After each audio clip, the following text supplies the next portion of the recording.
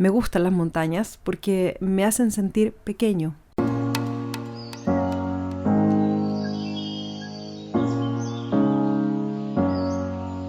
Soy Carolina Fernández y esto es Montaña para Todos.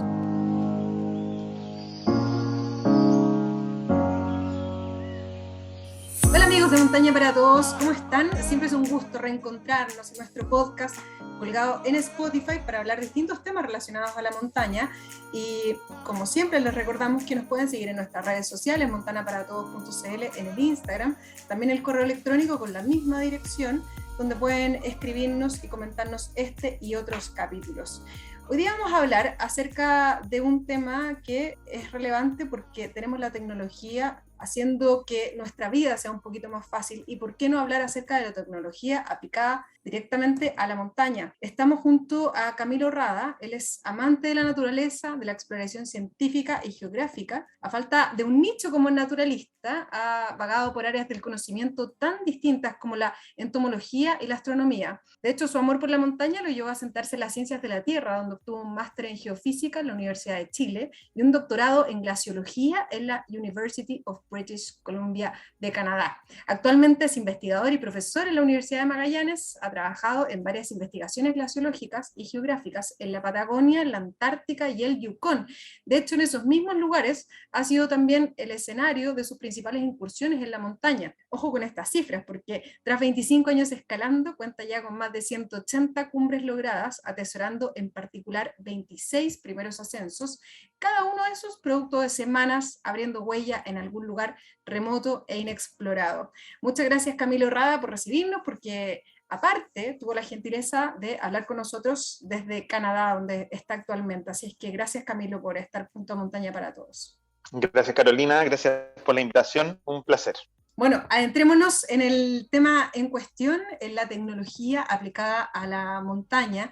¿Cómo era subir hace 30 o 20 años versus cómo es hacerlo hoy? Bueno, ha cambiado mucho y no sé, para darte un ejemplo, mi primera expedición fue por allá por 1999, que queríamos hacer el primer ascenso al volcán Melimoyu, un volcán enorme en la zona de la carretera austral, y fue básicamente ir a meternos en la selva valdiviana durante 25 días sin ningún medio de comunicación, sin radio, sin teléfono satelital, sin nada. Llevamos un GPS que apenas agarraba señal si estábamos metidos en el bosque y pasábamos metidos en el bosque. Entonces cuando llegábamos a un claro, tratábamos de agarrar señal y saber un poco dónde estábamos. Entonces era una época en que en 25 días nadie supo de nosotros hasta que volvimos. Y si no volvíamos a los 35 días, nos hubieran comenzado a buscar. Pero una dinámica súper distinta a la actual en que uno está como súper conectado, recibiendo constantemente información. Yo creo que el gran cambio que ha habido ha sido la capacidad de acceder a comunicaciones desde cualquier parte del mundo de manera más accesible, porque, qué sé yo, en esa época también habían teléfonos satelitales, pero era una locura tener uno. De alguna manera uno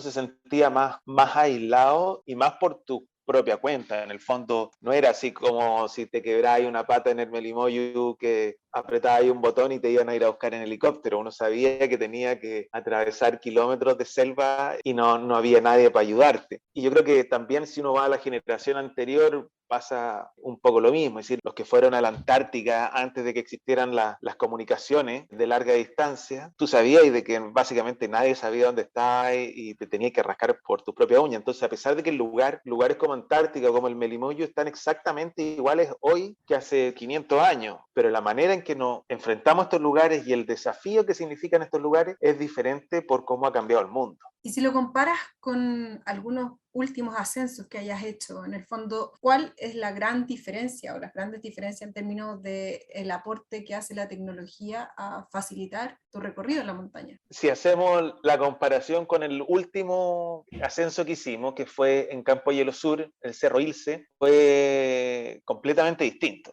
En el fondo estábamos con un aparato, un InReach, en el que todos los días podíamos consultar cómo se venía el pronóstico meteorológico, podíamos mandar mensajes, sabíamos que cualquier cosa que pasaba podíamos avisar. Y por ejemplo, otras cosas, es decir, fue la primera vez que llevábamos un dron, entonces a la hora de subir la montaña, es un primer ascenso, no teníamos idea por dónde subir, y cuando nos acercábamos a la montaña vimos dos opciones. Si hubiéramos intentado cualquiera de las dos opciones, hubiéramos rebotado, pero fue gracias a que tuvimos un dron, que pudimos volar y mirar a ver esta opción, no, a ver esta otra opción, no, y al final nos fuimos por la tercera opción, que era como la última si no hubiéramos tenido esta información adicional. Y ahí pillamos una ruta por la que pudimos llegar a la cumbre. Fue una expedición bien particular porque estuvimos 2 semanas en campo de hielo esperando una ventana de buen tiempo y fueron 24 horas básicamente, o 20 horas que estuvieron perfectas. Fue una cosa así como súper marcada esa ventana de buen tiempo. Entonces cualquier titubeo nos dejaba sin la cumbre. Entonces fue, por ejemplo, en este caso gracias a este dron que pudimos establecer cuál era la ruta óptima y logramos hacer cumbre en esa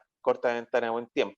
Y por ejemplo a la bajada, y queríamos bajar hacia la costa, hacia los fiordos, y esa bajada nunca nadie la había hecho completa, entonces había mucho también por inexplorado, y había muchísimas grietas, tuvimos N problemas con la grieta, pero claro, con el InReach pudimos contactarnos con un amigo que es geógrafo, que tiene acceso a imágenes satelitales, y este amigo, mirando la imagen satelital y mirando nuestra posición, nos mandaba waypoints que nosotros después los metíamos al GPS y nos mandaba un poco la ruta que nos recomendaba seguir para hacerle el quite a las grietas. Y a pesar de eso fue difícil, pero probablemente sin esa ayuda, en vez de tomarnos 4 días salir del hielo, tal vez nos hubieras tomado 8 días. Entonces, ese acceso a la información tan instantáneo son herramientas que de todas formas han cambiado el montañismo y yo creo que no hay cambios que sean para mejor o para peor. Son simplemente cambios. Mucha gente tiene una visión más, por decirlo de alguna manera, romántica, aunque yo también encuentro que mi visión tiene algo de romanticismo, en que piensan que todos estos medios tecnológicos le quitan mérito a la experiencia, y yo estaría de acuerdo con eso si es que fuera la misma experiencia. Es decir, si nosotros siguiéramos repitiendo, si alguien que sube el plomo y durante 20 años se dedica a subir el plomo, obviamente el desafío hace 20 años era mucho mayor que el desafío ahora, en que tienes mejores medios de comunicación, mejor predicción meteorológica, etc. Pero todos estos medios tecnológicos que se van abriendo no son para que sigamos haciendo las mismas cosas. Mi visión es que son para que nosotros podamos empujar un poco los límites de lo que ha sido el montañismo históricamente y poder hacer cosas que antes no se podían hacer. Ahora con los GPS uno puede darse el lujo en campo hielo, por ejemplo, de estar 5 días avanzando con cero visibilidad y sabes que vas a llegar exactamente al punto al que quieres llegar. Eso no se podía en la época de la generación anterior, por ejemplo, la época de Chedomir Marangunic, que es un gran montañista que vivía ahí en el Cajón del Maipo, que hizo algunas de las primeras exploraciones en campo hielo, en Cordillera de Darwin, y ellos navegaban a brújula, y a brújula no puede tener esa precisión. Entonces, obviamente nosotros ahora podemos hacer cosas que no hubieran sido posibles en esa época. Tenemos mejor equipo más liviano, mapas, imágenes satelitales, y yo creo que eso más que un llamado a volver a la era de las cavernas y irse a subir montaña acá a pata pelada, es un llamado a hacer cosas nuevas, a buscar nuevos límites. Camilo, en relación a los ámbitos donde aporta la tecnología, porque mencionaste varias cosas, incluso la ropa, ¿no? Los implementos que uno puede utilizar como para hacer una expedición más agradable. ¿Dónde dirías tú que es el ámbito donde la tecnología más aporta? ¿En la orientación, por ejemplo? ¿En seguridad? Yo diría que sí, la navegación, yo creo que el GPS generó un cambio. Básicamente ahora si uno se pierde es porque no sabía ocupar las herramientas disponibles. Antes perderse era parte del juego, digamos. Yo creo que la orientación ha sido un punto en que ha cambiado dramáticamente, y el siguiente yo creo que es la comunicación, es decir, el hecho de tener comunicación hace que la experiencia desde un punto de vista psicológico sea muy diferente. Y por último, yo creo que las predicciones meteorológicas también han cambiado mucho. Es decir, un ejemplo clásico es el Chaltén. En el fondo, en el Chaltén, tú leí los libros de los escaladas en los 80, en los 90, y los gallos se pasaban semanas metidos en cuevas de hielo, en la base de las paredes, para poder aprovechar las ventanas de buen tiempo, y ahora la gente se pasa semanas en la cervecería mirando el pronóstico meteorológico en el teléfono. Cuando se viene una ventana todos salen corriendo a preparar la mochila, ¿me entendí? Acá eso ha cambiado mucho en el fondo el nivel de compromiso y el nivel de eficacia que pueden tener los intentos. Al final en estas cosas de montaña mucha gente le gusta sentirse como en terreno cómodo, conocido, y le encanta ir a las mismas montañas o a ir a lugares donde están muy bien documentados. Una de las barreras para hacer cosas nuevas es un poco el temor al fracaso, es decir, todos los que parten subiendo un cerro lo hacen con la esperanza de llegar a la cumbre. Y esta cantidad de información, pronósticos meteorológicos, y sé yo, dan más herramientas para que uno tenga el éxito un poco más asegurado. Resulta un poco más fácil lanzarse a hacer cosas nuevas para uno, desafíos nuevos. Para la gente que no tiene tanta experiencia como tú, ¿Qué aplicaciones o qué herramientas tú dirías que son indispensables hoy en día como para aventurarse en la cordillera? Porque vemos mucha gente interesada, pero también mucha gente perdida, por ejemplo, muchos accidentes últimamente. Eh, Todos estos avances traen cosas positivas y negativas. Efectivamente, también la montaña era un deporte sin espectadores. Hoy en día eso cambió y ahora es un deporte con espectadores. La tecnología permite que haya una tribuna detrás de cada aventura. Entonces, eso hace que cada vez que uno publica estas cuestiones, uno transmite algo diferente a lo que fue y la gente que lo ve algo diferente a lo que uno transmite, no muestra los riesgos. En el fondo yo puedo ir a un cerro y mostrar el cielo azul, todo bonito, y uno dice, subir ahí puedo subir, pero tranquilamente, ni un apuro, pero nadie tal vez le dijo al tipo que una semana después puede haber una tormenta, vientos blancos, y ese mismo lugar que era un paraíso que uno podía subir en polera, se transforma en un verdadero infierno en que te podís morir de hipotermia si te perdís. Volviendo a tu pregunta de las herramientas, que sé yo creo que, como decía, la navegación es un punto crítico y hoy en día también andamos con un GPS en el bolsillo. Y los GPS de los teléfonos no tienen nada que envidiarle a los mejores GPS de navegación que hay y hay que aprender a ocuparlo, pero en la montaña no es como el Google Maps que te dice en 500 metros dobla a la izquierda, especialmente si estás fuera de los senderos establecidos, es algo mucho más complejo. La montaña en sí cambia mucho, es decir, si está nevado, si no está nevado, pueden ser dos lugares completamente diferentes. No basta con saber ocupar una aplicación de navegación en el teléfono. Pero yo te diría que sí, yo no cambiaría el GPS por el teléfono. El teléfono no está pensado para hacer GPS y tiene cosas que a veces te pueden dejar fuera de combate, por decirlo de alguna manera. Es decir, no sé, pues hay apps que de repente se le ocurre que ya no funcionan más porque hay que actualizarla o que tenéis que estar logueado y si estáis sin internet, de repente algo cambió y te tenéis que volver a loguear y no podí, un montón de cosas así. Entonces el GPS navegador tiene mucho más duración la batería, está diseñado para funcionar bajo la lluvia, para ver la pantalla al sol, está diseñado para ser usado con guantes. No cambio el tener en mi aparatito GPS con el que yo navego, pero tener el teléfono como para poder consultar imágenes satelitales es una tremenda herramienta, es una herramienta que nosotros cada vez ocupamos de manera más habitual. Yo creo que esas son herramientas que hay que aprender a ocupar y hay un montón de aplicaciones que te permiten hacer eso. Y lo importante es que te permitan descargar imágenes satelitales y buenos mapas para uso offline. Y la clave es saber ocuparla, es decir, es jugar, practicar en la ciudad, practicar en cerritos chicos cerca de la casa, antes de ir a meterse, como dicen, a la boca del lobo.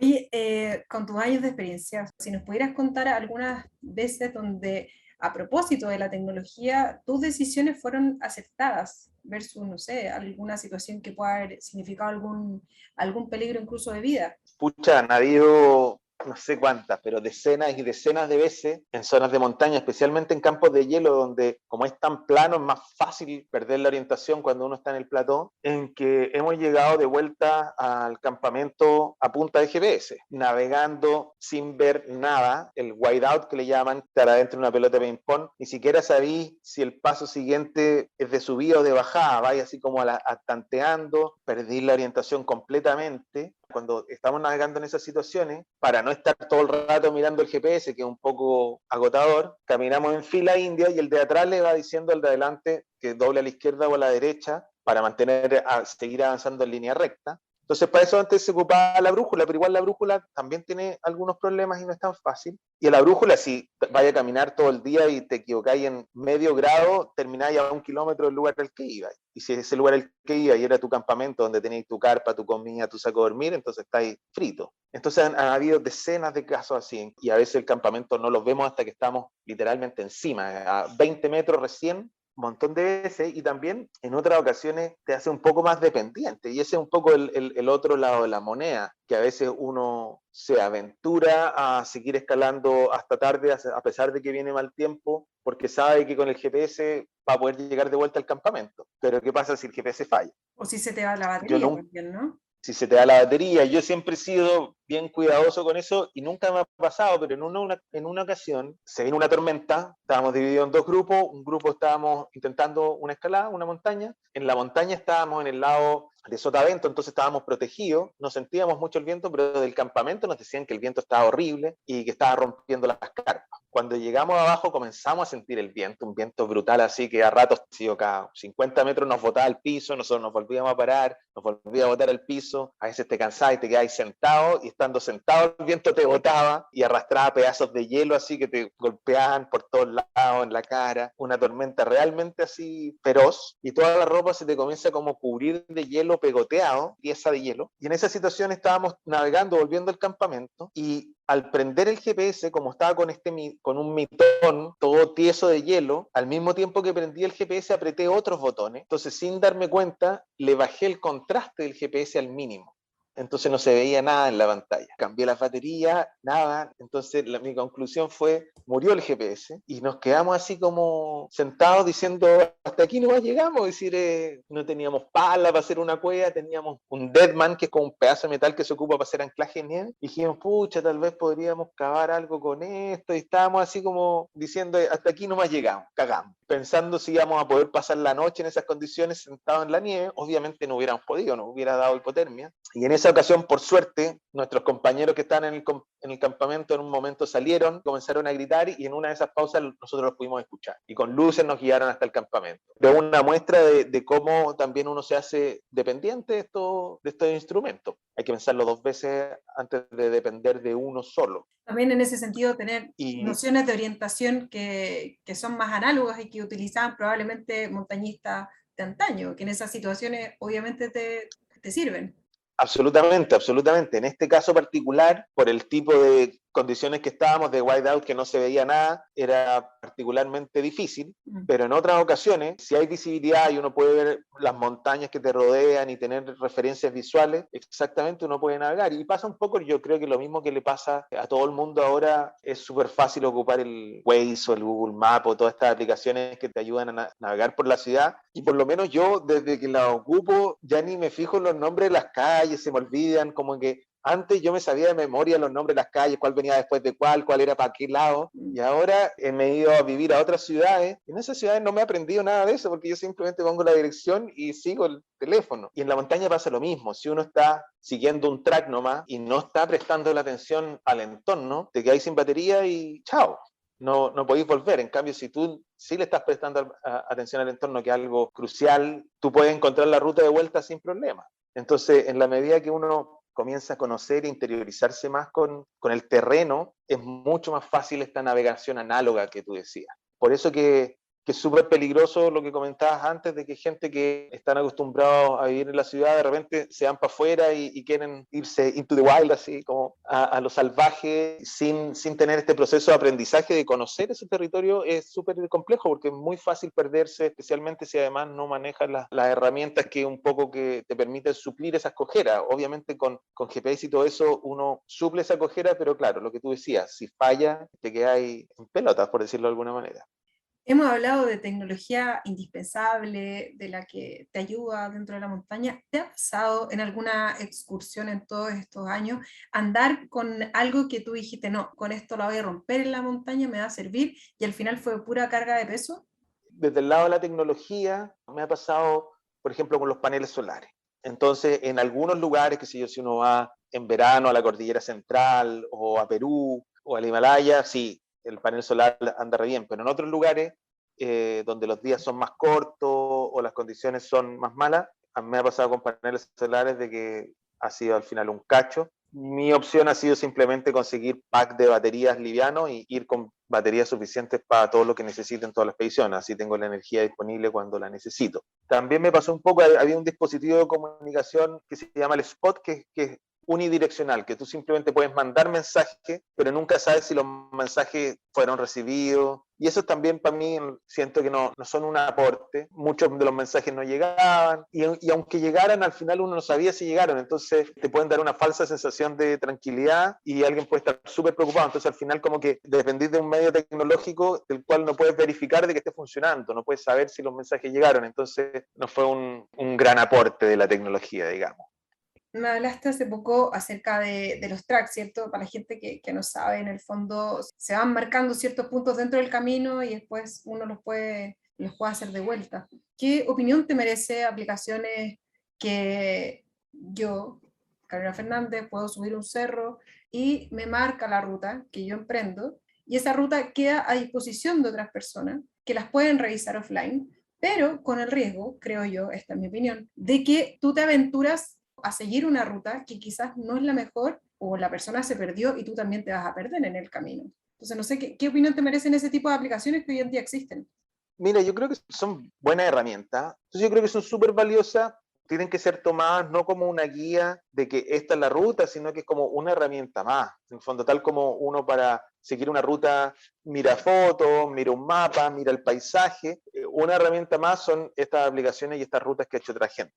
Yo creo que uno no puede dejar de tomar sus propias decisiones de por dónde quiero ir o de por dónde ir, por dónde es mejor, porque efectivamente tienen el problema que tú decías, que no es como Andes Handbook, que es una guía de rutas de montaña perfectamente curada, con un grupo editorial, que se asegura de que la información sea clara, de que sea fidedigna, de que siga ciertos estándares, ¿ya? Yo me inclinaría para la gente que quiere hacer montaña a partir por cosas así. Las otras me parece que son buenas herramientas como extra. En fondo uno puede ver ahí, mira, esta persona se fue por acá, esta persona se fue por acá, mira, tal vez puedo hacer una variante, mira que este año está súper nevado, entonces irse por acá está malo, tal vez me voy mejor por la roca, o al revés. Entonces te permite tener más información, pero no puede uno confiar demasiado, porque como dices tú, son rutas que alguien hizo y que tal vez era una pésima ruta, o tal vez la hizo en una época que no es la misma que la estabas haciendo tú y va a ser totalmente diferente. Siempre hay que estar, primero que nada, viendo el terreno, en fondo navegando con los ojos. Están buenísimas esas aplicaciones, pero no son una Biblia, son un elemento más de información que uno tiene para decidir a dónde ir. Y yo creo que hay que preferencia y darse tiempo también la gente de que cuando comparte información no quedarse con la cosa fácil de hice el track,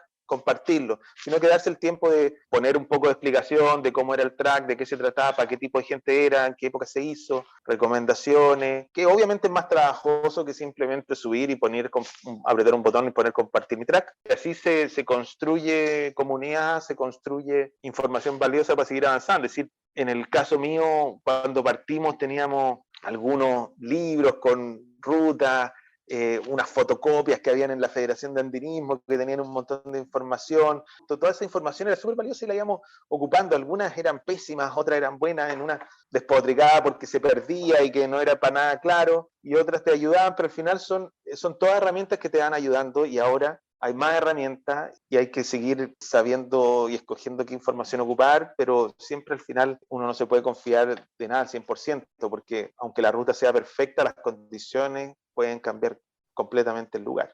En términos de la tecnología que se está desarrollando ahora o lo que pronto va a venir, ¿tienes alguna información respecto de algunas que puedan abrirse paso pronto en la montaña principalmente? Sí, bueno, yo creo que las comunicaciones siguen avanzando a pasos gigantados. Ahora ya hay mucha gente en Chile que ya tiene internet de alta velocidad satelital. De a poco eso se va a ir miniaturizando y yo creo que dentro de pocos años podemos llegar al punto en que vamos a tener básicamente cobertura celular en todo el planeta y eso va a cambiar mucho, mucho las cosas. Un poco eso ha vivido la evolución del montañismo en los Alpes, en que prácticamente en toda la montaña hay un montón de rutas que se oye, hay cobertura celular en todos lados. Entonces el número de llamados, de rescate y cuestiones ha aumentado muchísimo, un poco porque la gente tiene los medios de hacer estos llamados a rescate y otro porque la gente tiene esta falsa sensación de seguridad de que por tener señal pueden meterse con mal tiempo por zonas que no conocen y cosas así. Eso puede ser un cambio importante. Yo creo que también las baterías se están haciendo de a poco un poco más livianas, aunque ya cada vez uno ve más ropas, zapatos eléctricos, plantilla eléctrica, calcetines eléctricos, guantes eléctricos, que también pueden generar un cambio, pero yo no creo que ese sea radical, para nada. Pero yo creo que dentro de la tecnología, las que tienen mayor potencial de cambiar la experiencia de cómo se hace montaña son las comunicaciones y tal vez los temas de realidad aumentada, esto de que uno puede poner el teléfono mirando algo y el teléfono reconoce el paisaje o lo que te rodea y te da información acerca del lugar. Y en cuanto a la tecnología aplicada a la ropa, ¿tú crees que ya ha llegado a un límite o eso debería seguir desarrollándose?